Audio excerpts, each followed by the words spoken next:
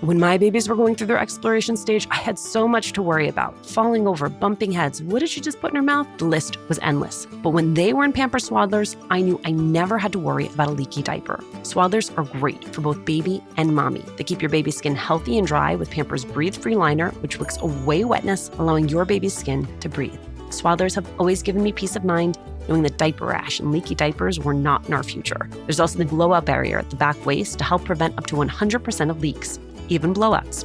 Pampers Swaddlers are dermatologist approved by the Skin Health Alliance, hypoallergenic and free of parabens and latex. Your baby deserves that. And they're available in a wide range of sizes from newborn to size 8. And now feature designs with the newest animal characters, Shiloh the elephant and Freddie the duck. Having a diaper you can depend on is important, and it's why I have always loved Pampers, the #1 pediatrician recommended brand. Download the Pampers Club app today to start earning rewards with every diapers and wipes purchase. Not to mention, get great parenting content with Pampers Club.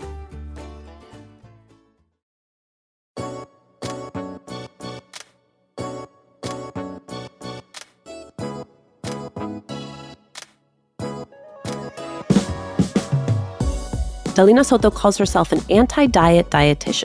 Her approach, eating without guilt and embracing our culture, which she shares online as Your Latina Nutritionist, has earned her a massive social following. Here's the thing that I love about Dalina. Rather than just talk about diet and wellness culture, she's actually built a framework for reckoning with it. So in this episode, I'm going to have her walk us through her Chula method, her guide to food freedom.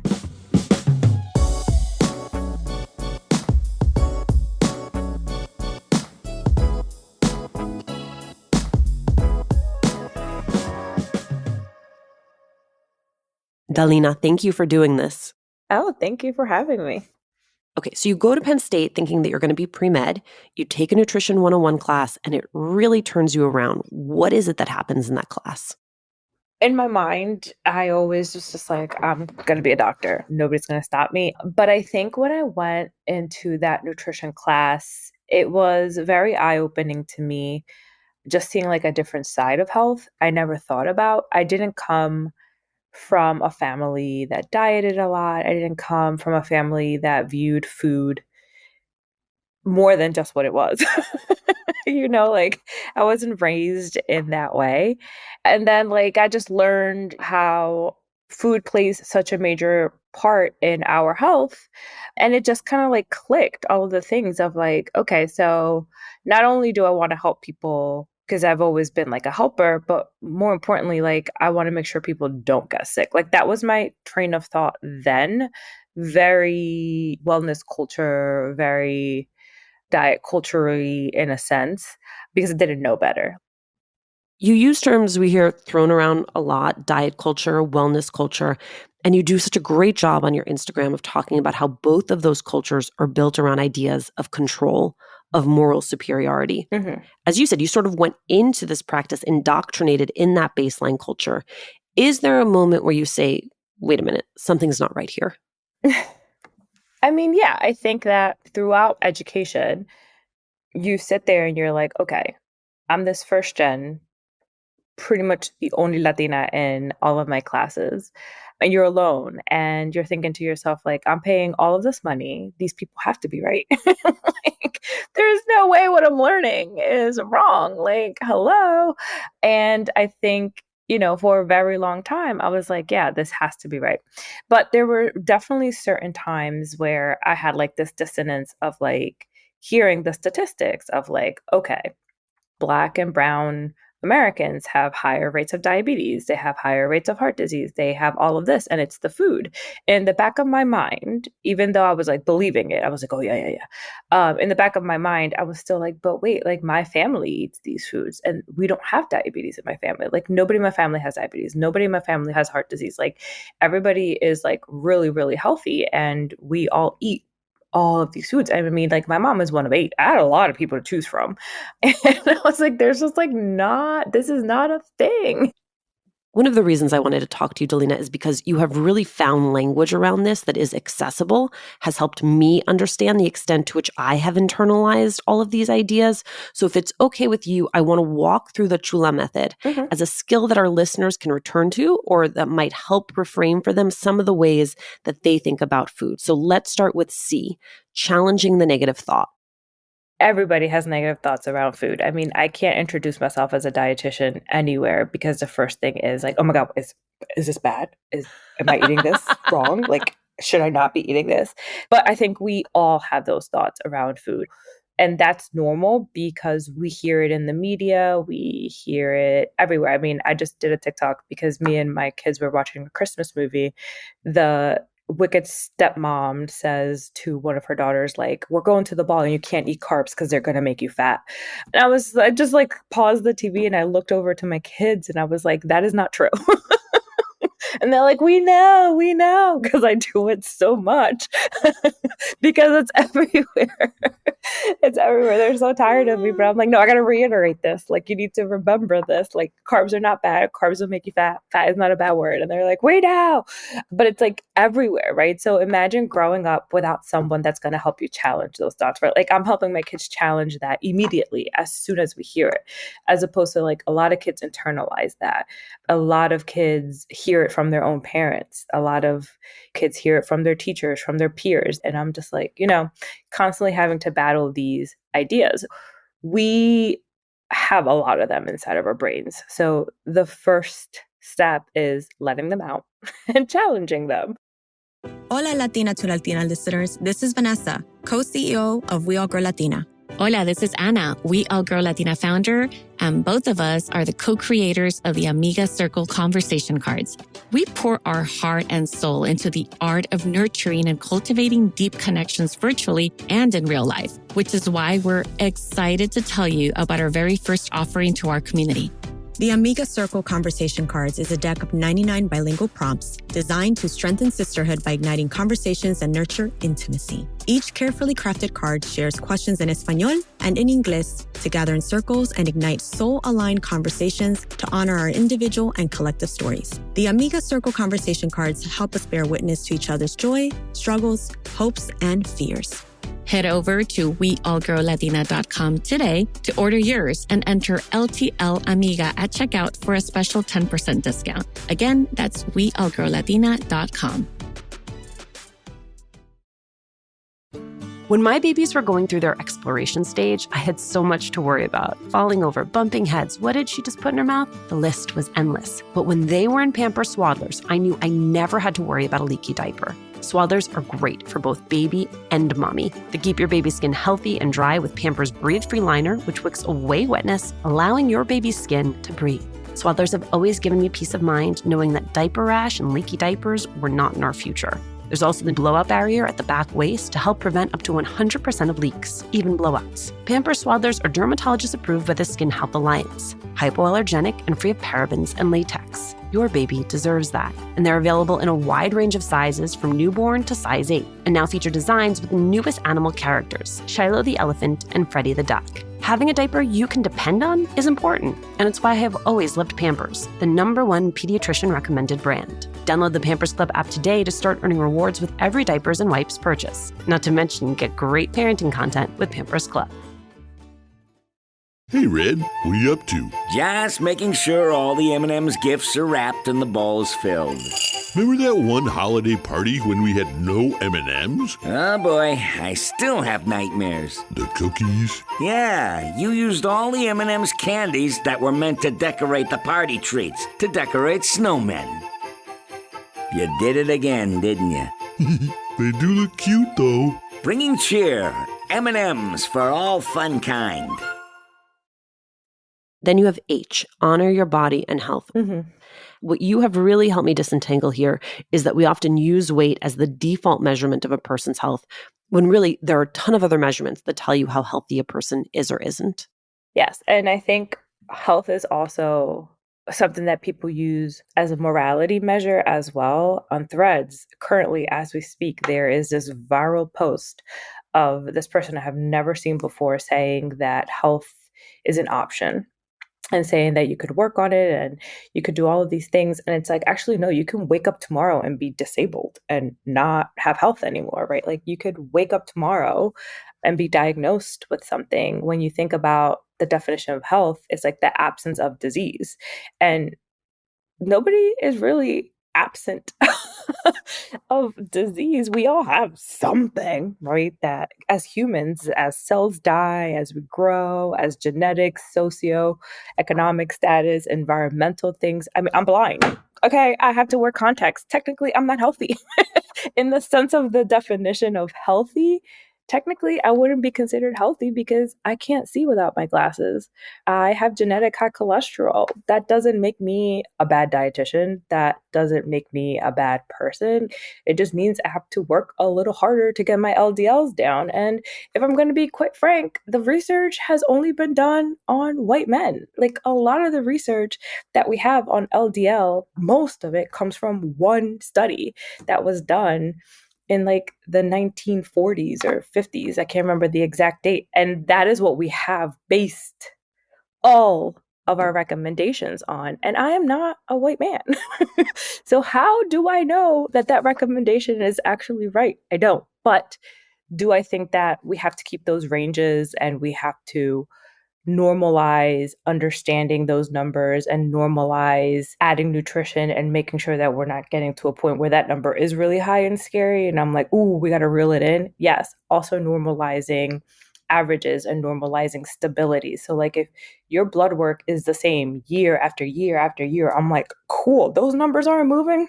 That's a good thing. It's telling me that what you're doing is great. Now, if I see fluctuations where they're constantly going up and then you drop them because you go on a crazy diet, but then they come back up when you're off that crazy diet, like that's not healthy, right? Like we like to have stability. So when we're talking about honoring your health, we're talking about like you as an individual taking all of the factors into consideration and saying, this is what your baseline is, what does health mean to you, and how are we going to achieve that without getting crazy.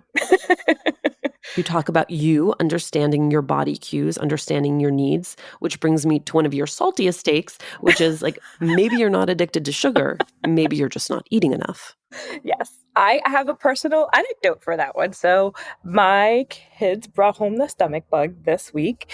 And so your girl couldn't eat for a few days. I mean, like I was nauseous. Okay, so I got over the bug, but I was still looking at food. If I looked at meat, I was like, ugh. For a minute, I was like, am I pregnant? But I wasn't. But I say this to say that like I barely ate. Okay, because I was trying, right? Obviously, I was like, you got to eat something, but it wasn't full Dalina nourishment. And yesterday, I finally felt better and I ate cookies. Okay, we went to the supermarket and we got black and white cookies, and they were so delicious. And you know what my body was doing? It was getting back all the carbohydrates I didn't have for the last 5 days that I was sick. Was I binging? No, I didn't have, the whole thing of cookies at once. Throughout the day, I had 8 cookies. Am I worried about it? No. But I did think to myself, holy shit, like you literally have barely ate since last Wednesday because you've been queasy and puking. And it is completely normal that your body is now like, I need quick energy, I need carbohydrates. And those cookies were freaking good. And I'm not mad at myself. And that's literally normal. Well, and it dovetails nicely with the next one, acknowledge your emotions, because there are times where we are happy and we have cookies. There are times where we are sad and we have cookies. And what you are challenging us to do is have an awareness around it, right? It's okay to be in celebration mode. It's okay to choose to have a cookie because you are celebrating. What you want us to do is to watch when we are disconnecting the emotion from the food. Yes. And that is something that we need to remember. I know we skipped L, so we're going to go to A really quick. Dalina, I have never been the best speller. It's okay. It's okay. We'll go back to L. But I think that a lot of people numb with food. I think we all know that. We have never been taught to actually use food as a coping mechanism. We have been taught to numb with food. Like, again, you watch movies, or like somebody brought up once like Olivia Pope, and like whenever she had a bad day, she would have like that huge glass and she would pour the whole entire bottle of wine and she would just like drink it. Don't forget the popcorn. and the popcorn on the couch. She never dealt with the emotions. She just drank them away. And as a society, we either drink it away, eat it away, or use drugs to numb, right? Like those are the three things that we go to instead of actually sitting with our emotions, working through them. That's why therapy is so important. And so for a lot of people, food becomes this mechanism. Again, there's nothing wrong. We celebrate with food. We love with food. Food is a normal, natural part of life and coping. But if you're going to come home and you had a bad day and you're going to eat a whole tub of ice cream because one, you deserve it, and two, you're stressed, and then you're going to feel like crap afterwards, what are you learning? Nothing. You're not. So like, why not just grab the ice cream, have a bowl, think about what's happening. Why are you feeling this way? Do whatever it is that you need to do. Journal it, talk it out, whatever it is. But like, you shouldn't eat the whole thing because one, you're probably going to poop your pants later. That is a lot of ice cream. Okay. And two, you're just going to feel more guilty and crappy afterwards. Instead of utilizing the ice cream to actually help work through the emotions, you're just numbing it, right? So that's why I'm like, you have to understand and learn. And that's really hard for a lot of people. A lot of people aren't there yet. And I'm not a therapist. And that's where you go to your therapist and you learn and you figure that out. But we have to learn to sit with our emotions. And it doesn't happen overnight. You know, it takes time. It's not something that you just are going to read my 5 sentences and be like, okay, I got it. Thanks. Bye. Hola, Latina to Latina listeners. This is Vanessa, co-CEO of We All Girl Latina. Hola, this is Ana, We All Girl Latina founder, and both of us are the co-creators of the Amiga Circle conversation cards. We pour our heart and soul into the art of nurturing and cultivating deep connections virtually and in real life, which is why we're excited to tell you about our very first offering to our community. The Amiga Circle Conversation Cards is a deck of 99 bilingual prompts designed to strengthen sisterhood by igniting conversations and nurture intimacy. Each carefully crafted card shares questions in Espanol and in English to gather in circles and ignite soul-aligned conversations to honor our individual and collective stories. The Amiga Circle Conversation Cards help us bear witness to each other's joy, struggles, hopes, and fears. Head over to weallgirllatina.com today to order yours and enter LTL Amiga at checkout for a special 10% discount. Again, that's weallgirllatina.com. Hey, Red, what are you up to? Just making sure all the M&M's gifts are wrapped and the ball's filled. Remember that one holiday party when we had no M&Ms? Oh boy, I still have nightmares. The cookies? Yeah, you used all the M&M's candies that were meant to decorate the party treats, to decorate snowmen. You did it again, didn't you? They do look cute, though. Bringing cheer, M&M's for all fun kind.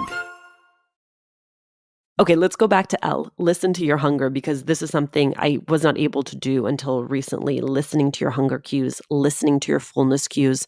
A lot of us just lose that in childhood. Yeah, we unlearn them super quick. Like my kids, again, going back to the black and white cookies, last night for dinner, they're like, we're done because we're saving space for the cookies. And I'm like, okay, just let it go. I have to honor the fact that they know, like, hey, I finished eating this food because I had to leave space for them cookies that you just bought us.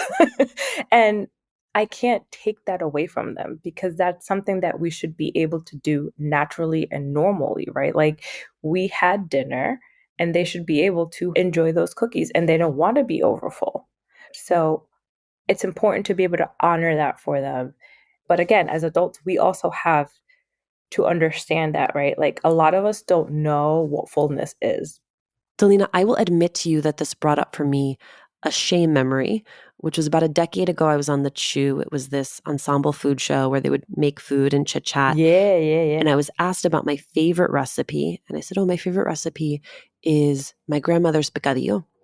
And then in passing, I said something really stupid like, well, a lot of ethnic food just isn't really that healthy. And there was a woman on Twitter who called me out for that comment. And I am so grateful that she called me out for that comment because it made me realize the extent to which I had internalized this idea that the food we grew up eating, the food we grew up loving was somehow less than, was somehow unhealthy. And you use the example often of white rice and how it has been deemed unhealthy in favor of something like brown rice when really there's not that much difference. It's not, and you probably cannot name one dish that's actually culturally made with brown rice. I have this discourse a lot. All my viral posts that have gone like mega viral about white rice, and I ask this question, not one person can give me a dish that is actually made with brown rice. Now, I did do a post because I was like, I gotta deep dive into this because somebody's gonna call me out one day. And I did research the history of it. All rice starts off as brown. It's a grain. So all grains have a bran, and then they have the germ and the endosperm. And the germ is what's the white rice. In order for you to get that white rice, you have to take that bran off, that brown shell. Hundreds of years ago, that's when people were eating brown rice because they didn't have the ability to polish it, take that off. Only the wealthy was eating white rice. And then you flip-flop that into the 1900s where then the health halos started coming out. And like the US was all about whole grains, and whole grains have more fiber, and whole grains are better for you. And then brown rice switched over to the now once the whole world was eating white rice because they refined it and it became a staple. I mean, the majority of the world eats white rice. And we have, I think it's like, I want to say 120,000 different types of rice. There's like red rice, and there's like black rice, and there's wild rice. I'm not talking about those rices. I'm literally only talking about brown rice because brown rice is like the health halo that the United States loves to throw into people's faces. And it's like, it's not even worth it because it's just 1 gram of fiber. You bring up a good point, and it is one that I want to make sure we land on, which is thinking about nutrition as being additive. If eating white rice inspires you to use a nutrient-rich bean, a nutrient-rich vegetable that you can taste and enjoy, that is as important as the carrying agent underneath it, right? We spend so much time thinking about what we can't have that we don't spend enough time thinking about what we can add that's going to nourish our body, nourish our soul. I often say not many of us are eating white rice on its own every day. Do we do it? Yes. Like I love taking that first spoon of rice and putting it in my hand and eating it, right? Like as a snack or like as you're cooking, like it's just like the most delicious bite in the world. But for the most part, we're creating meals, right? So that's why I always say like white rice is a great vehicle to add nutrition.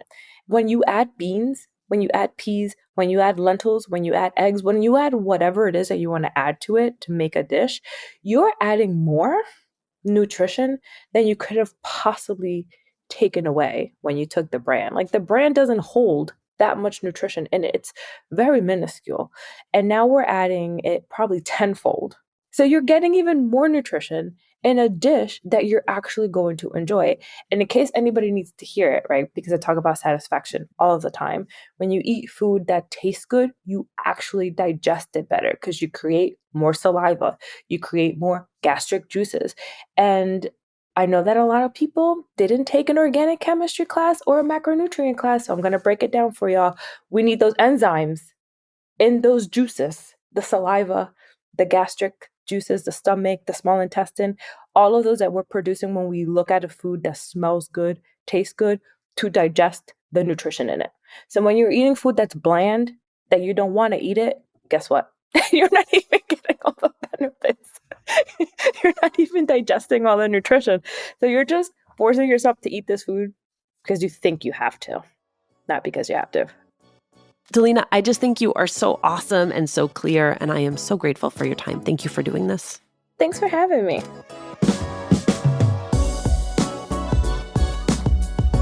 Thanks for listening. Latina to Latina is executive produced and owned by Juleka Lantigua and me, Alicia Menendez. Paulina Velasco is our producer. Kojin Tashiro is our lead producer. Trent Lightburn mixed this episode. We love hearing from you. Email us at hola@latinatolatina.com. Slide into our DMs on Instagram or tweet us at Latina to Latina. Check out our merchandise at latinatolatina.com/shop. And remember to subscribe or follow us on Radio Public, Apple Podcasts, Google Podcasts, Good Pods, wherever you're listening right now. Every time you share the podcast, every time you leave a review, you help us to grow as a community.